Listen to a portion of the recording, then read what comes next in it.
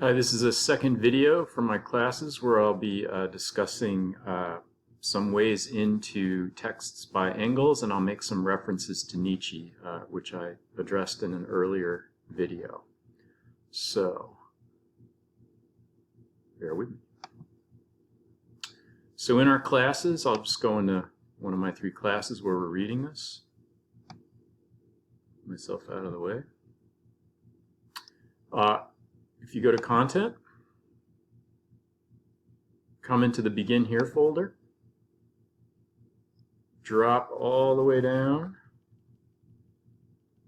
to the readings for the course down here at the bottom, and then open the folder on Concepts. You'll see there's Nietzsche, which I made a video about earlier. Here's Engels. Here's the student essay by JM, or MJ. Open Engels text, and you know that if you're going to read it online, you can just rotate it this way. I'm actually going to download it.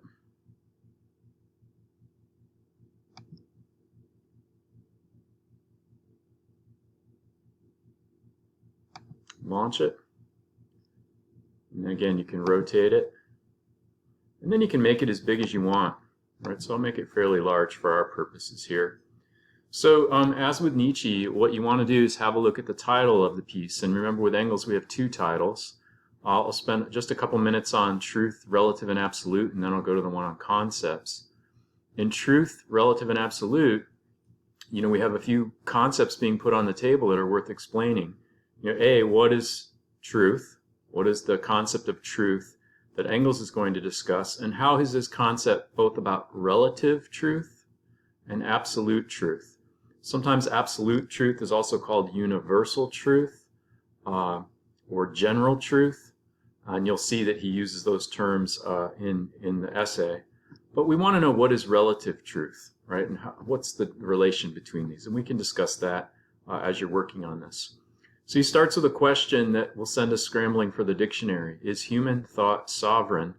And we could go to the dictionary to look it up. But if we keep reading, we can see first he asks, what is human thought?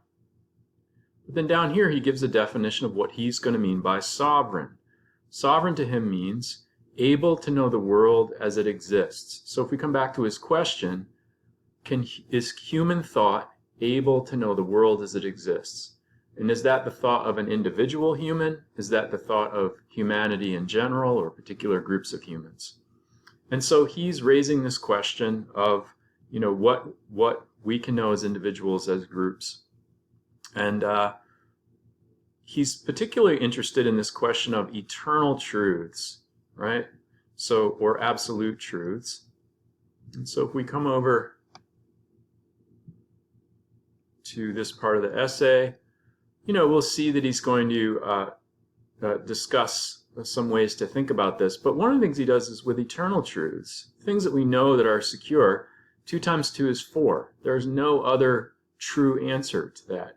Or that the 3 angles of a triangle equal 2 right angles, or that Paris is in France, or that somebody who gets no food will die of hunger.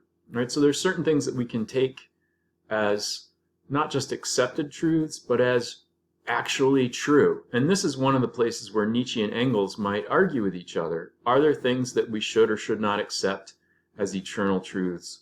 And this is a point of disagreement between the two. What Engels does, and I'm not going to spend a lot of time with this here, is he says certainly we can know if there are eternal truths, final and ultimate truths. And he divides all of knowledge into 3 areas, 3 great departments. The first, he says, is all the sciences which are concerned with inanimate nature. So chemistry, physics, mechanics, astronomy, mathematics. What was true in mathematics 100 years ago is true today. And he spends quite a lot of time working on that. On to the next page. Get myself out of the way here again.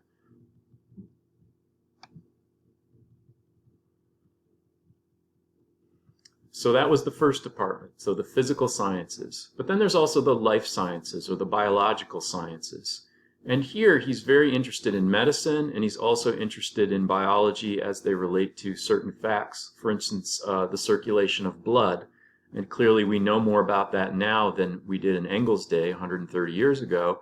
And certainly we know more about that than 1,000, 2,000, 3,000 years ago. And then he gets to the third area of knowledge, which would be the historical sciences, or what we might think of as the social sciences. So the study of philosophy, religion, law, art, the humanities you can see are here as well. So what does it mean for us to know eternal truths there? And he says this is the hardest place to know it. In the physical sciences and to a large degree in the life sciences, we can ascertain good, fixed, certain things. But there's a great deal of uncertainty in the social sciences. So how do we go about knowing what is true or right in the social sciences? So he spends the rest of this short essay thinking about that question. And if you're interested in an example, here, when he discusses Boyle's law, so if you're taking chemistry, you know that Boyle's law has to do with how gases expand and contract under temperature or pressure. We'd have to look at his text. And you might look at how the scientist Renault deals with a potential problem in Boyle's law. So that gives you a window onto how you might start with his essay on truth, relative, and absolute. And you'll see it's quite different from the way that Nietzsche discusses it.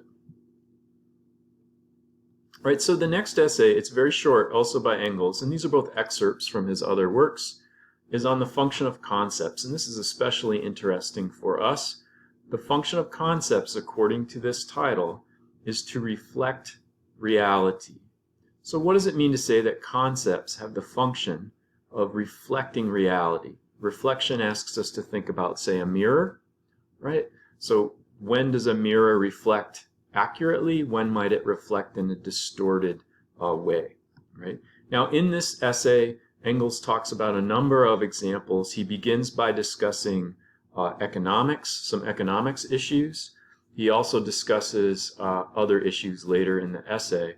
But a part of the essay that I've always found very useful is over on this right-hand column. So on his page, you'll see on page 177, he gets to an example of the circle and the polygon. And I'm interested in geometry, so I'm very interested in what he's saying here. I want to take a moment with it. So we might ask, what is the relationship between a circle and a polygon, right? If a polygon is simply a geometrical shape that contains space, then you need at least 3 lines, right? 1 line can't contain space, 2 lines can't contain space, but 3 lines can make a triangle. 4 lines can make a square, a rectangle, or a rhomboid. 5 lines can make a pentagon. 6 lines, 7 lines, 8 lines make an octagon, right? And we could keep going up, 10 lines, 12 lines, 50 lines, 1,000 lines. And the more lines we have, the different kind of space we can enclose. Eventually, we get something, if we stay symmetrical, that looks like a circle.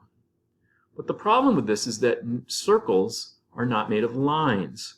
Circles are made of points equidistant from a center point that follow it around in a plane and come around to where they were before. So a circle does not have sides. So what's interesting then is, when do we go from a polygon into a circle? And the answer would be infinity. An infinitely sided polygon would have sides so short they become points, and that would become a circle. Now that's something we can imagine, or maybe you're like, why are you hurting my brain? But that's something that we can imagine in terms of how a polygon might approach being a circle, but it will never be a circle.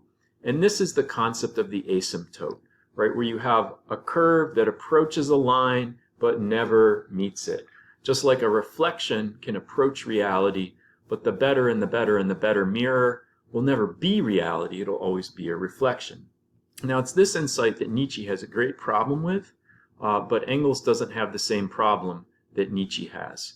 So Engels spends some time discussing economics, and that may interest you if you're studying economics. He also, if you're studying Western Civ, discusses an example of feudalism.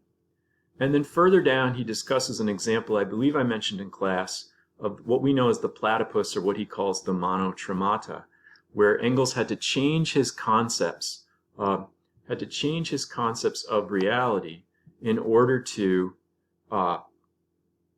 account for the egg-laying mammal, right? So I'm hoping that this offers you a way into thinking about concepts in Engels, and to begin to think about how the concepts in Engels are a bit different, or how Engels' ideas of these concepts are different from those that Nietzsche thinks about.